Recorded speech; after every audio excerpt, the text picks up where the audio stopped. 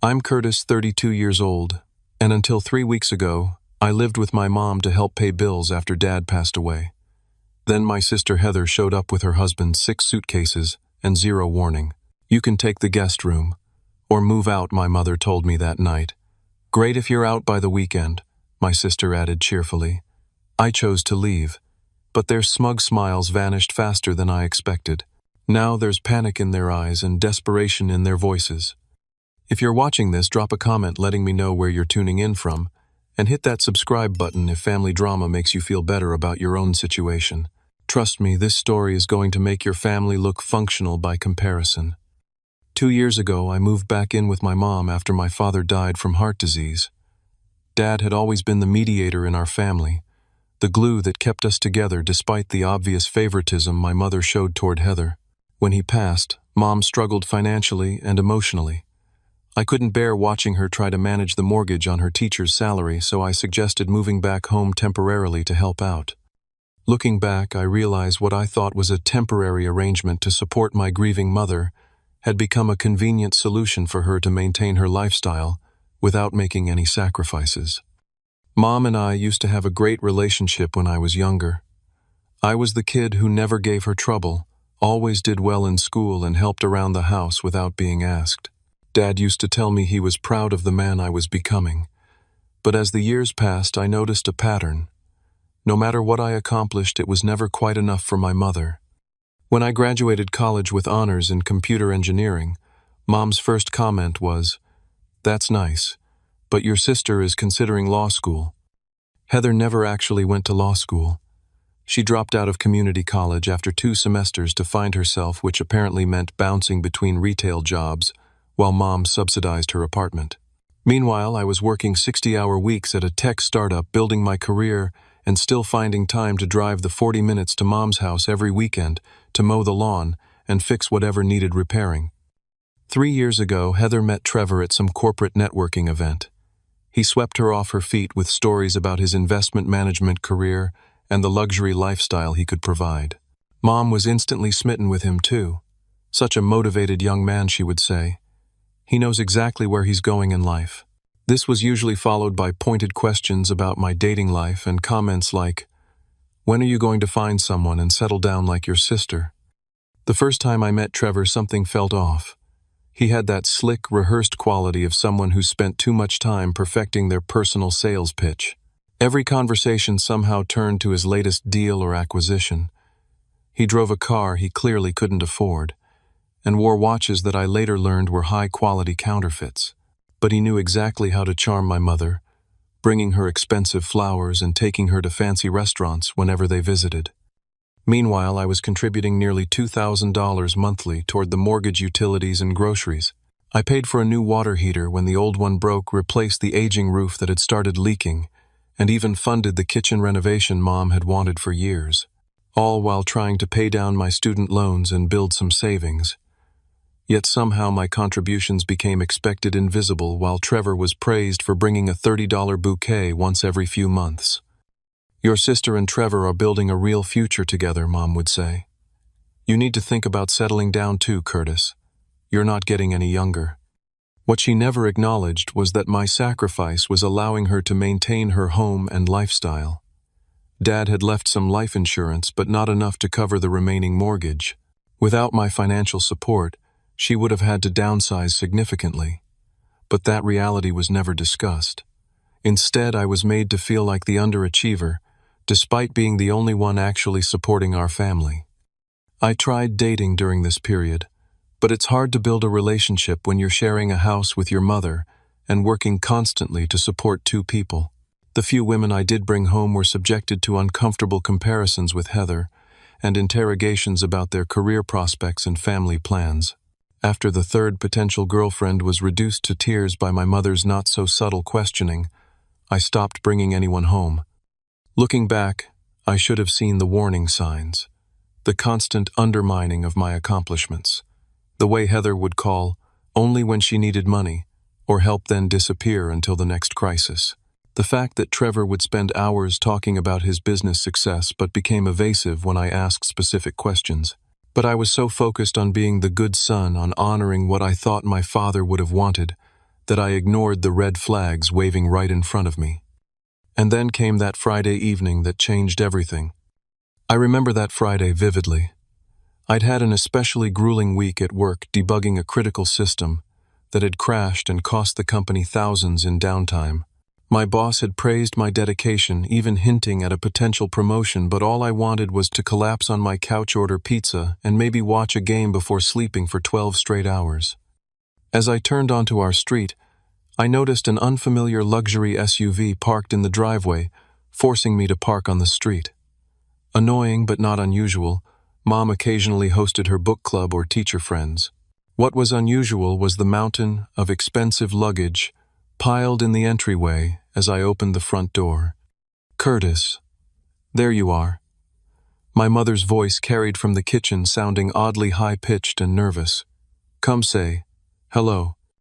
I followed her voice to find Heather and Trevor sitting at our kitchen table like they belonged there, drinking Dad's special occasion whiskey that I'd been saving. Heather jumped up to give me a performative hug that barely made contact before retreating to Trevor's side. "Surprise," she said, flashing that practiced smile that never quite reached her eyes. "We decided we needed some family time." "Family time," I echoed, looking pointedly at the 6 large suitcases I'd counted in the hallway. "How long are you planning to stay?" My mother jumped in before Heather could answer. "They're going to be with us for a while. Isn't that wonderful? The whole family together again." Trevor raised Dad's whiskey glass in a mock toast. "Your mother's been kind enough to offer us accommodation while we take a little break from the city hustle. Business has been crazy, man. Sometimes you need to step back, recharge with family, you know." Something in his tone made my skin crawl. I looked at Heather, who was suddenly very interested in her manicure. So I said slowly, "Where will they be staying?" Our 3-bedroom house was modest. Mom had the master bedroom, I had my childhood room, and the 3rd bedroom had been converted into a small home office where I often worked, remotely. My mother's expression shifted to something between embarrassment and determination. "Well, that's something we need to discuss. Heather and Trevor will need proper space as a married couple." "We'll take your room," Heather interrupted. "Mom's converting the office back to a guest room, but it's too small for 2 people and all our things." I stared at them, waiting for the punchline. "And where exactly am I supposed to sleep?" "You can take the guest room," my mother said, not meeting my eyes. "It's cozy." Cozy was a generous description for a room barely 9 feet square with no windows and a closet the size of a microwave. The bed was an ancient pull-out sofa that Dad had bought from a garage sale 15 years ago. Or my mother continued when I didn't immediately respond, "If that doesn't work for you, you might consider finding your own place. You've been talking about moving out eventually anyway." The casual way she suggested I vacate the house I'd been helping pay for and maintain hit me like a physical blow. I looked at Heather, who was watching the exchange with barely concealed satisfaction. "It might be for the best," she added. "You're 32, Curtis. Don't you think it's time you stopped living with Mommy?" The condescension in her voice made my blood boil, especially considering she was the one who'd shown up unannounced, expecting to be accommodated. "I live here because I've been helping Mom financially since Dad died," I said evenly. "Something you might know if you called more than twice a year." Trevor chuckled, swirling the whiskey I'd been saving for a special occasion. "No shame in the game, man. Not everyone can hack it in the real world right away. Some people need a little more runway before they take off." I bit back a retort, knowing it would only make things worse. "How long are you planning to stay?" I asked instead. Heather and Trevor exchanged a look I couldn't quite interpret. "Just a few months," Heather said airily, "until things settle down with Trevor's business. The market's been volatile." "A few months," I repeated. "And you didn't think to call ahead? Ask if that works for everyone living here?" My mother gave me her disappointed look, the one that always made me feel 8 years old again. "Curtis, they're family. We don't turn family away when they need support." "Funny," I said, feeling something inside me shift. "I don't remember that rule applying when I needed support." "Don't be dramatic," Heather scoffed. "Moving home to save money isn't the same as what we're going through." I wanted to ask exactly what they were going through that required such urgent family support, but my mother cut the conversation short. It's been decided, she said firmly. Either make peace with the new arrangements or consider other options. As I stood there in the kitchen my father had built looking at these people who were supposed to be my family, I realized with perfect clarity that I was the only one who saw our relationship as reciprocal. To them, I was simply a resource to be used or discarded as convenient. I'll start looking for a place tomorrow, I said quietly. Great if you're out by the weekend, Heather added cheerfully, as if she hadn't just participated in effectively evicting me from my home. We have some friends coming over next Friday, and it would be so much easier without the awkward sleeping arrangements. That was the moment I knew with absolute certainty that leaving was the right decision. What I didn't know was how quickly they would come to regret pushing me away. The next morning I woke early, hoping to talk to my mother alone before Heather and Trevor emerged. I found her in the kitchen making a more elaborate breakfast than she'd prepared in months. Fresh coffee, pancakes, sliced fruit arranged artfully on serving plates. "Mom, can we talk about what happened last night?" I asked, keeping my voice low. She barely looked up from the stove. "There's nothing to discuss, Curtis. Heather and Trevor need our support right now. And I don't. I've been supporting this household for 2 years. I pay half the mortgage, more than half the utilities. I bought groceries last week. Doesn't that count for anything?" My mother's spatula clattered against the pan. "Is that what this is about, money? You've been keeping score." "It's not about keeping score," I said, frustration mounting. "It's about reciprocity, respect. I rearranged my entire life to help you after Dad died, and now I'm being tossed aside because Heather shows up unannounced." "Lower your voice," my mother hissed. "You'll wake them, and for your information, what you contribute is what any child should do for their parent. It's not some special favor you're doing me." I stared at her, genuinely shocked. So my financial contributions are just expected filial duty, but when I need basic consideration, suddenly family obligation doesn't apply. "You're being selfish," she said. "Your sister is married. They need proper accommodations. Then maybe they should have called ahead, or gotten a hotel until we could figure something out together. Or I don't know, asked instead of announced. Not everyone plans every detail like you do, Curtis. Spontaneity isn't a character flaw. Consideration isn't either, I countered.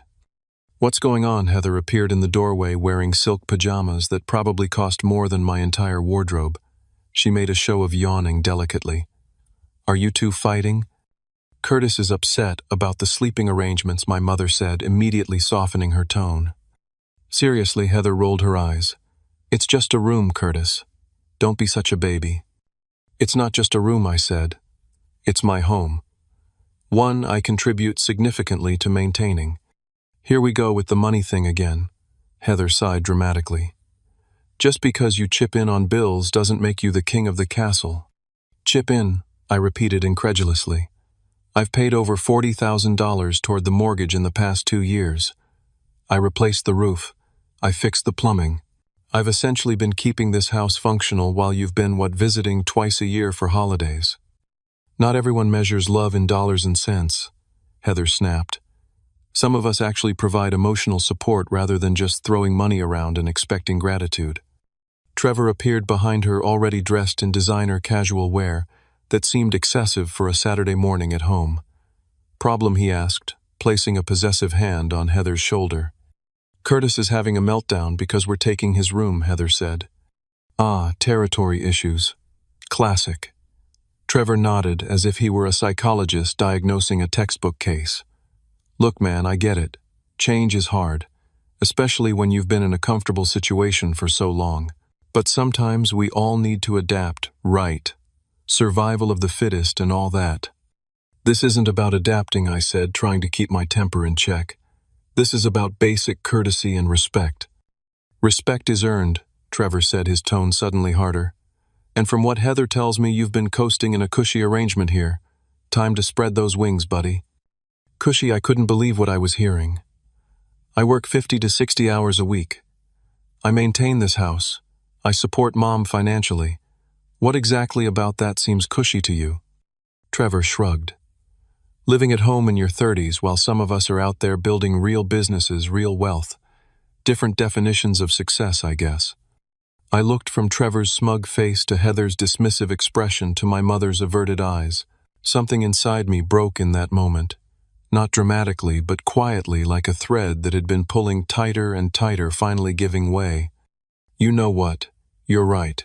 It is time for me to move out. I pushed back from the table. I'll be gone by tomorrow night. Curtis, don't be hasty, my mother began, but her protest sounded hollow. No, this is good, Heather interjected. A fresh start for everyone. And like I said, great if you're out by the weekend. We're having some business associates over on Friday. Business associates, I questioned. I thought you were here for family time and to escape work pressure. It's complicated, Trevor said smoothly. Certain connections need to be maintained even during downtime. You'll understand when you reach this level in your career. The condescension was the final straw. I'll start packing now, I said, turning to leave the kitchen. And I'll be taking the furniture I paid for. Now wait just a minute, my mother protested. You can't just take furniture from the family home. Watch me, I replied, a calm certainty settling over me. I have receipts for everything I've purchased. The sectional in the living room, the dining table, the new refrigerator, the washer and dryer, all bought with my money when the old ones broke down. The sudden panic on my mother's face might have been comical in another context, but we need those things. So do I said simply, for my new place. You're being vindictive, Heather accused. No, I'm being practical. If I'm setting up a new household on short notice, I need furniture. And since I paid for these items, they're legally mine. We can discuss this like adults, my mother said, her tone shifting to placating. Maybe you could leave some things and take others. I'll leave everything you purchased, I offered reasonably, and take only what I paid for. The three of them exchanged uncomfortable glances, suddenly aware of just how much of the household I had been financing. This isn't how family treats each other, my mother said, quietly. I looked at her for a long moment. No, it isn't. Remember that the next time you decide to kick someone out of their home without discussion. As I walked upstairs to begin packing, I heard Heather's angry whisper. Now look what you've done. How are we supposed to entertain without decent furniture? In that moment, I knew I was making the right decision, painful as it was. Sometimes the only way to be valued is to remove yourself from the equation and let people feel your absence. The universe works in mysterious ways. The morning after that explosive confrontation, I called Ryan, a coworker I'd become friends with, to vent and ask if he knew of any available rentals. As luck would have it, the tenant in the apartment above his had just given notice, and the landlord was looking to fill it quickly. It's nothing fancy, Ryan warned when he showed me the place that afternoon. But it's clean, the building's secure, and the rent is reasonable for the area. The apartment was a modest, one-bedroom, with decent natural light, a small balcony overlooking a quiet street, and most importantly, it was available immediately. The landlord, impressed by my credit score and steady employment history, offered to let me move in the next day if I could provide the security deposit and first month's rent up front. I signed the lease on the spot. When I returned home to continue packing, I found Frank, our 70-year-old neighbor and my dad's best friend, waiting on the porch. Your mother called me, he said without preamble. Seems there's a situation brewing. Frank had been like a second father to me, especially since Dad passed. He was the only one who regularly acknowledged my contributions to the household, often stopping by to help when I was doing repairs or just to share a beer and stories about my father. They're kicking me out, I said simply.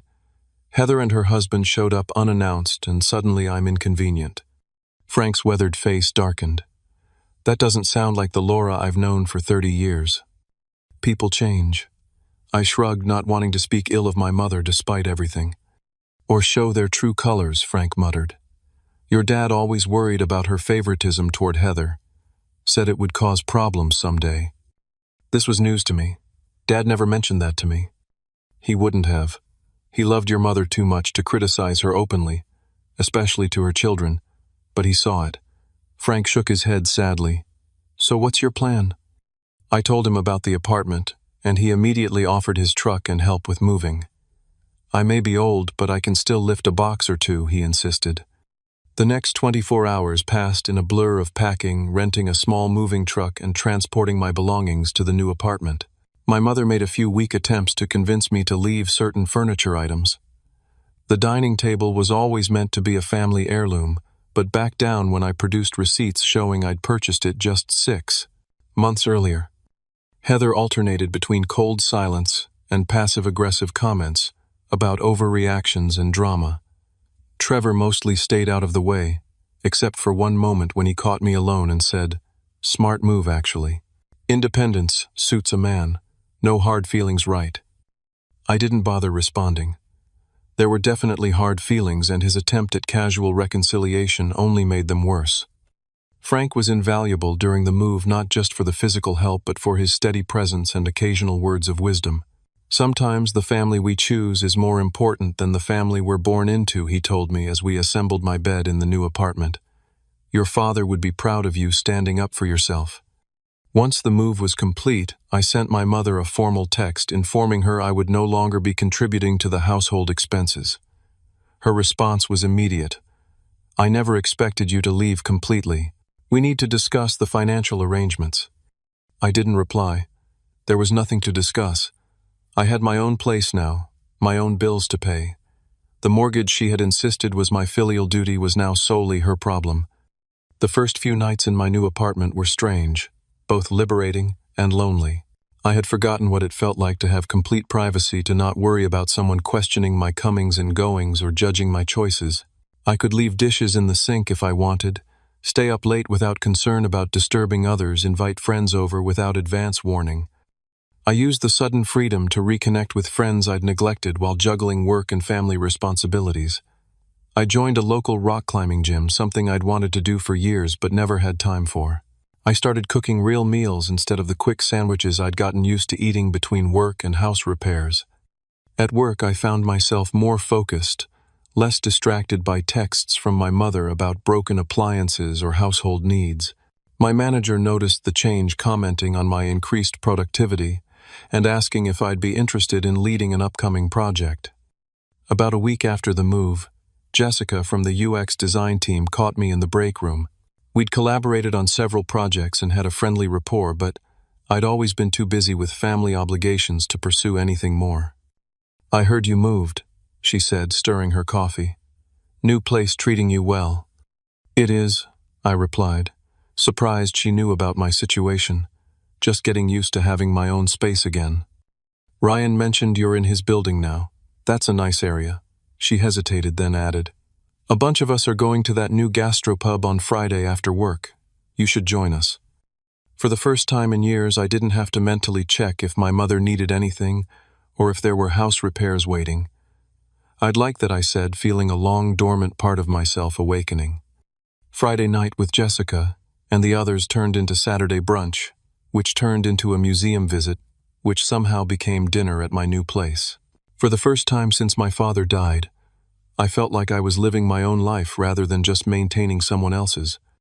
My mother continued to text occasionally, usually veiled requests for financial help disguised as updates.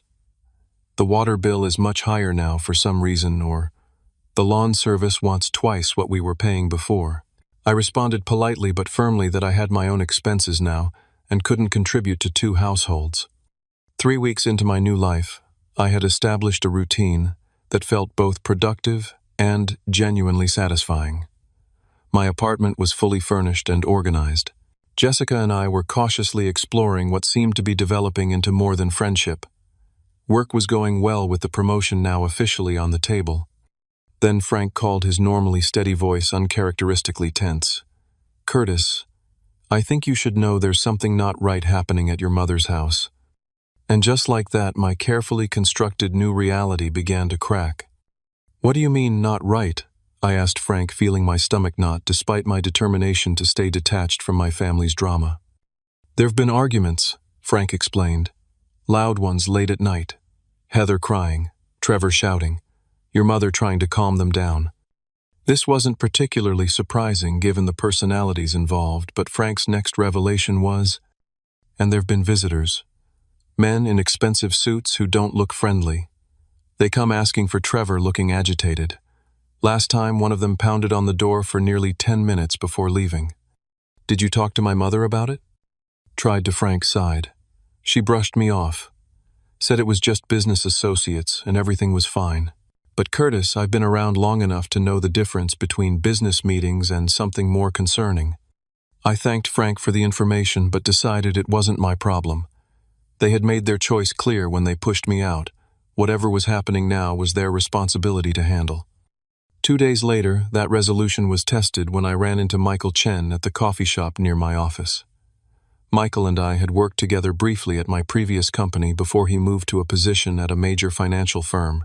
We weren't close friends, but we maintained friendly professional contact.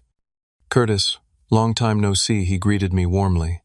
As we waited for our orders, we exchanged the usual catch-up questions about work and life. My sister and her husband moved in with my mom recently. I mentioned casually when he asked about family, pretty much kicked me out in the process. Michael's expression shifted. "Your sister. She's married to someone in finance, right? You mentioned him at the holiday party last year." "Trevor Hamilton," I confirmed. "Investment manager, or so he claims. Always talking about his big deals and wealthy clients." The color drained from Michael's face. "Trevor Hamilton. About 6 foot, always wears those pretentious cufflinks, talks like he's giving a TED talk, even in casual conversation." The description was uncomfortably accurate. "You know him." Michael glanced around the coffee shop before leaning closer. "Curtis, I need to tell you something, but it has to stay between us. Trevor Hamilton is under investigation by the Securities and Exchange Commission, has been for months." My coffee suddenly tasted like acid. Investigation for what? Suspicion of running a Ponzi scheme. He's been taking investment money from clients promising ridiculous returns, but it's all smoke and mirrors. He uses new investor funds to pay returns to earlier investors while skimming plenty off the top for himself. The pieces started falling into place with sickening clarity. The sudden arrival at my mother's house. The need for family time away from work pressure. The mysterious business associates visiting the house. "How do you know this?" I asked, hoping desperately that Michael was mistaken. "My department works closely with regulatory compliance. We've been helping with the investigation because some of our clients were approached by him." Michael's expression was grim. "The net is closing in, Curtis. When it does, anyone associated with him could face serious questions, especially if they've been helping him in any way." "My mother and sister wouldn't knowingly participate in fraud," I said, though I wasn't entirely convinced of Heather's innocence. "Maybe not knowingly," Michael agreed, "but if he's been using their names on documents or running money through their accounts. Look, I shouldn't be telling you this at all, but as a friend, I thought you should know what your family might be mixed up in." I spent the rest of the day distracted mulling over this information. It explained so much.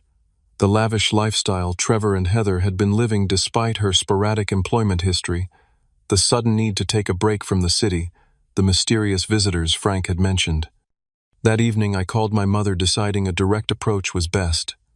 "Mom, I need to ask you something important. Has Trevor asked you to sign any financial documents recently? Or move money between accounts?" "What?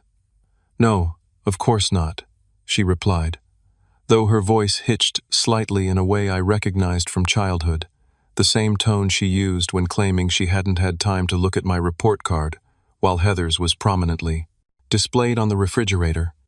"Mom, I have reason to believe Trevor might be involved in something illegal, financial fraud. If you or Heather have been helping him even unknowingly, you could be in serious trouble." "That's ridiculous," she scoffed. "Trevor is a very successful businessman. Just because you're jealous of his accomplishments doesn't mean you can make wild accusations." "I'm not jealous, I'm concerned. Has he asked to use your address for business mail? Has he had you deposit checks or move money?" "I don't have to listen to this," my mother snapped.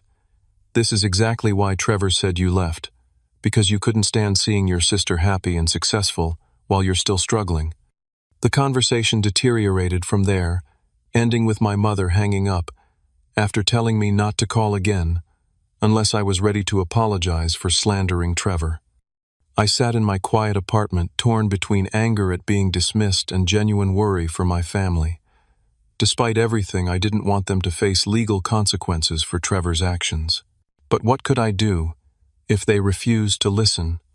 Jessica found me still brooding when she came over later that evening. You look like someone who's carrying the weight of the world, she observed, settling beside me on the couch. Want to talk about it? I found myself telling her everything. The family dynamics, the sudden eviction, and now the disturbing information about Trevor.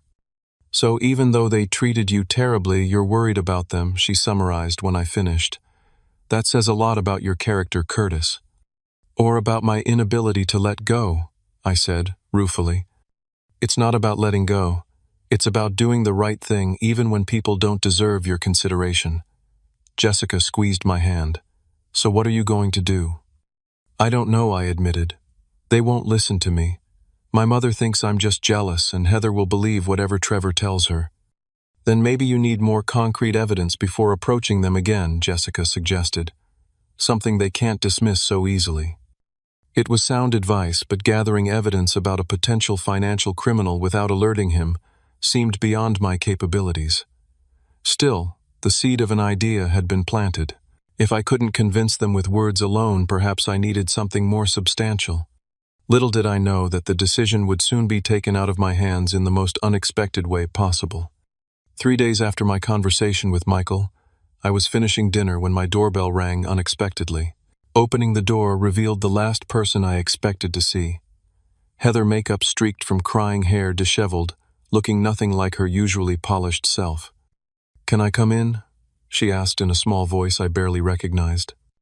I stepped aside wordlessly, watching as she entered, and stood awkwardly in the center of my living room, taking in the furniture she had so casually dismissed when it was in our mother's house. "Nice place," she commented, clearly stalling. "What do you want, Heather?" I wasn't in the mood for small talk. She sank onto my couch, suddenly looking exhausted. "You were right about Trevor." Those 5 words hung in the air between us, loaded with implications. Right about what exactly? I pressed, needing her to spell it out. "Everything." Her voice cracked. "He's been lying to all of us. His investment business. It's not real. Or rather, it's not legitimate." I sat across from her, keeping my expression neutral. "How did you find out?" "2 FBI agents came to Mom's house this morning," she said, fresh tears welling. "They were looking for Trevor. When they couldn't find him, they started asking questions, showing documents, emails." She looked up at me, genuine fear in her eyes. "Curtis, he used Mom's retirement savings. All of it. And my name is on some of the paperwork. They think I was helping him." Despite everything, I felt a pang of sympathy for her. "Were you?" "No," she protested. "I signed things when he asked, but he said they were just formalities for tax purposes. I never thought. I never imagined he would." She broke down completely. I let her cry for a moment, before asking the obvious question. "Where is Trevor now?" "I don't know," she admitted. "He left yesterday saying he had meetings in the city. He hasn't answered any of my calls since the agents showed up." A fresh wave of panic crossed her face. "Curtis, I think he's running. And he's left me to deal with all of this." The full picture was emerging now, and it was even worse than I'd feared. "How much of Mom's money did he take?" Heather's answer made my blood run cold. "All of her retirement savings. $420,000.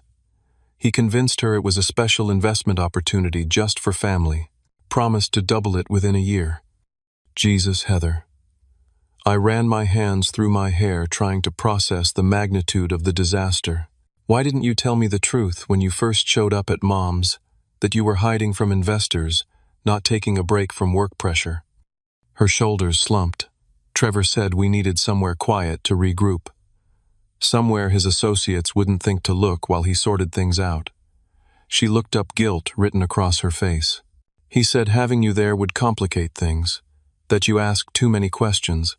That's why we needed you gone." The calculated cruelty of it hit me like a physical blow. They hadn't just wanted my room, they had specifically wanted me out of the picture because I might expose Trevor's scheme. "Does Mom know everything now?" Heather nodded miserably. "The agents explained it all. She's not doing well, Curtis. She keeps saying she's ruined, that she'll have to work until she dies." Part of me wanted to point out that my mother had brought this on herself, by trusting Trevor blindly while pushing me away, but seeing Heather's genuine distress dampened my urge for recriminations. "What do you need from me?" I asked instead. "I don't know," she admitted. I didn't know where else to go. Mom's falling apart, the FBI is probably going to arrest me, and Trevor's abandoned me. You're the only family I have left who might still help." The irony wasn't lost on me. After dismissing my contributions and treating me as disposable, they now needed me more than ever. I could have refused, could have told Heather she had made her bed, and now had to lie in it. A part of me wanted to. But Jessica's words came back to me. It's about doing the right thing, even when people don't deserve your consideration. "I'll call Michael," I decided. "He works in finance and knows about the investigation. He might be able to help clarify your options." Relief flooded Heather's face. "You do that after everything." "You're still my sister," I said simply, "and Mom's still my mother despite everything. I don't want to see either of you in prison." While Heather composed herself in the bathroom, I called Michael, who confirmed what I already suspected: the situation was dire. But if Heather could prove she wasn't knowingly participating in the fraud, she might avoid the worst consequences. He agreed to make some calls to former colleagues who specialized in financial crime defense. Next, I called Jessica, briefly explaining the situation and asking if she'd mind postponing our plans for the evening. Not only did she understand, she offered to come over and help however she could. "We should go to Mom's," I told Heather when I hung up.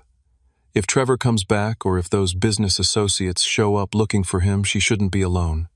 We arrived at my mother's house 30 minutes later to find her sitting shell-shocked at the kitchen table, surrounded by financial documents the FBI had left behind. "Curtis," she said when she saw me, her voice hollow. "I'm so sorry.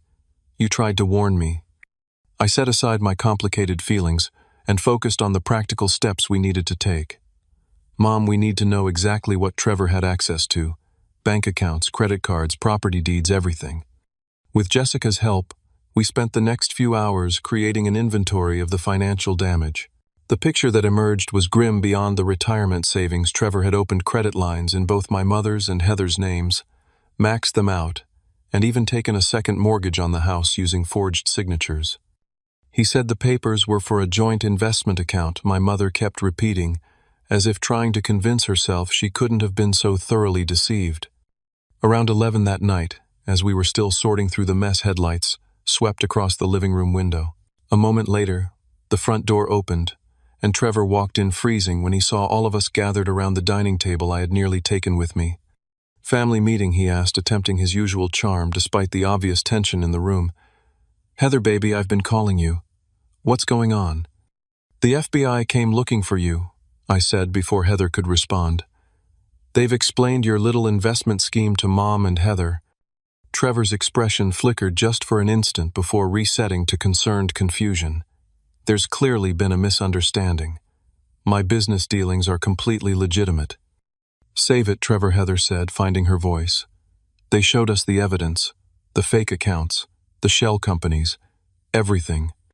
Whatever they showed you is being taken out of context," Trevor insisted, glancing toward the door as if calculating an escape route. "This is just a regulatory misunderstanding that my lawyers will clear up." "Is that why you've been moving Mom's retirement savings through offshore accounts?" I asked, referring to details Michael had shared. "For regulatory purposes." Trevor's charm evaporated, replaced by cold calculation. "You know nothing about high-level finance, Curtis. This is exactly why I told Heather we needed privacy to handle business matters without amateur interference." "Amateur interference," I repeated, feeling a surge of anger. "Is that what you call exposing fraud?" "Fraud is such an ugly word," Trevor said dismissively. "I prefer creative finance. And yes, things got complicated, but I was handling it until you started meddling." "Handling it by stealing from my mother and sister. They invested willingly," Trevor snapped, dropping all pretense. "No one forced Laura to hand over her retirement fund. No one put a gun to Heather's head to make her sign those documents. They wanted the returns I promised, and they didn't ask questions about how I would deliver them. That's on them, not me." My mother gasped at his callousness. Even Heather seemed shocked by how quickly his loving husband facade had crumbled. And now what I asked? You're running away, leaving them to face the consequences. Business necessity, Trevor said coldly. Sometimes you have to cut losses to preserve capital. I came back for the emergency cash and passports I left in the safe. I didn't expect a welcoming committee. The FBI took everything from the safe, my mother said quietly. They had a warrant. Trevor's composure finally cracked. They what everything, the cash, the documents. Real panic crossed his face for the first time. Everything, Heather confirmed. It's over, Trevor. No, he hissed, suddenly looking desperate. No, it's not over. I have contingency plans. Other accounts they don't know about. I just need to access them before they freeze everything. He turned to Heather, his voice taking on a wheedling quality.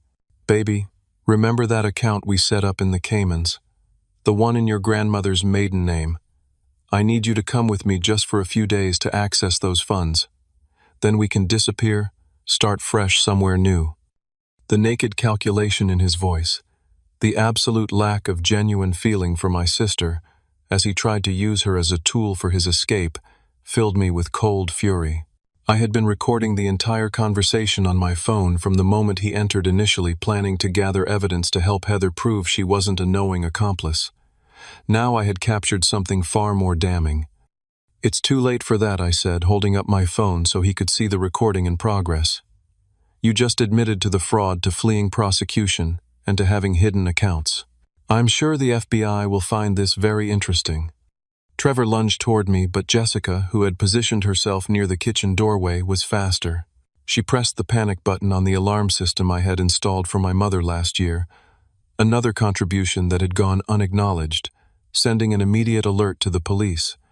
He's lying, Trevor said, desperately turning to my mother and Heather. Tell him he's lying. I never admitted to anything. It's all a misunderstanding. But the mask had fallen completely now, and even my mother, who had been so easily charmed before, could see the truth. I think you should leave, Trevor, she said quietly. The police will be here soon. Trevor looked from face to face, seeing no allies, no escape routes. His shoulders slumped in defeat just as sirens became audible in the distance. This isn't over, he warned. But the threat sounded hollow, the last gasp of a man who knew he had lost everything. As the police lights painted the walls with blue and red, I found myself standing between my mother and sister, a position that felt both foreign and strangely right. For the first time in years, they were looking to me not for financial support or practical assistance, but for protection and guidance. The family dynamics had irrevocably shifted, and we all knew it. The weeks following Trevor's arrest were chaotic, filled with FBI interviews, meetings with attorneys, and the grim task of assessing the financial devastation he had left in his wake.